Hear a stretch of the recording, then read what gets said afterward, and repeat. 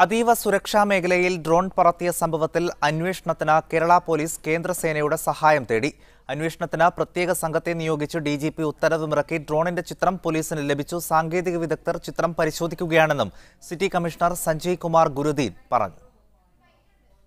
Already നമ്മുടെ ഈ police station ലിമിറ്റുള്ള എല്ലാ ഡ്രോൺ ഓപ്പറേറ്റേഴ്സ് അവിടെ ഓപ്പറേറ്റ് ചെയ്യുന്നത് വി ഹാവ് ഓൾമോസ്റ്റ് ഫിനിഷ്ഡ്. ഇപ്പോൾ അത് കംപ്ലീറ്റ് ആവും. That is one. രണ്ടാമത് നമുക്ക് ഇന്നലത്തെ സംഭവത്തിലൊരു ചെറിയ ഇമേജ് നമുക്ക് കിട്ടിയിട്ടുണ്ട്. സോ വി ആർ എൻക്വയറിങ് ഒരു ടെക്നിക്കൽ ഹെൽപ്പ് നമ്മൾ എടുക്കും. എന്താണ് അത്, ഏത് ടൈപ്പ് ഡ്രോൺ ആണ്, whether it is A normal domestic purpose use ചെയ്യുന്നത് ആരോ എന്തെങ്കിലും. സോ അത് ടെക്നിക്കൽ ഹെൽപ്പ് നമ്മൾ നോക്കുന്നുണ്ട്.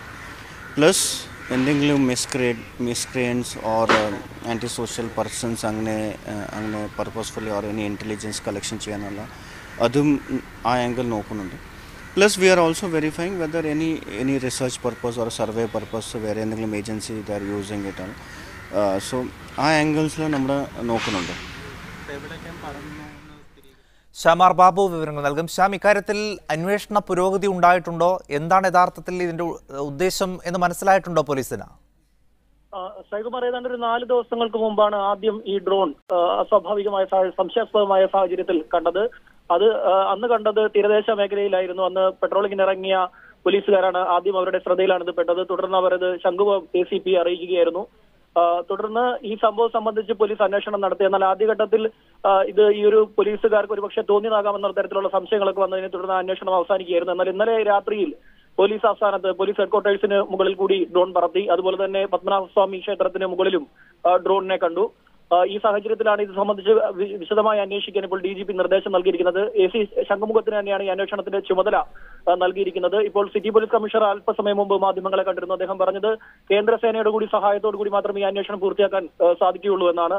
അതുകൊണ്ട് തന്നെ വ്യോമസേനയുടെയൊക്കെ സഹായം തങ്ങൾ തേടിയെന്നും അദ്ദേഹം പറഞ്ഞു. ഏതായാലും ഇന്ന് വൈകിട്ടിനുള്ളിൽ തിരുവനന്തപുരത്തെ ഡ്രോൺ ഓപ്പറേറ്റേഴ്സ് മുഴുവൻ പേരും ഈ ഒരു അതാത് പോലീസ് സ്റ്റേഷനിൽ ഹാജരാകാൻ പോലീസ് നിർദ്ദേശം നൽകി കഴിഞ്ഞു. ഡ്രോണുമായി പോലീസ് സ്റ്റേഷനിൽ എത്തണമെന്ന നിർദ്ദേശമാണ് പോലീസ് നൽകിയിരിക്കുന്നത്. ഏതായാലും അസ്വാഭാവികമായ സാഹചര്യം എന്ന് തന്നെ പറയേണ്ടി വരും. പ്രത്യേകിച്ച് അതീവ സുരക്ഷാ മേഖലയാണ് ഈ നിൽക്കുന്ന പത്മനാഭസ്വാമി ക്ഷേത്രം നിൽക്കുന്ന സ്ഥലം. അത് അതീവ സുരക്ഷാ മേഖലയാണ്. അതുപോലെ തന്നെയാണ് പോലീസ് ആസ്ഥാനം.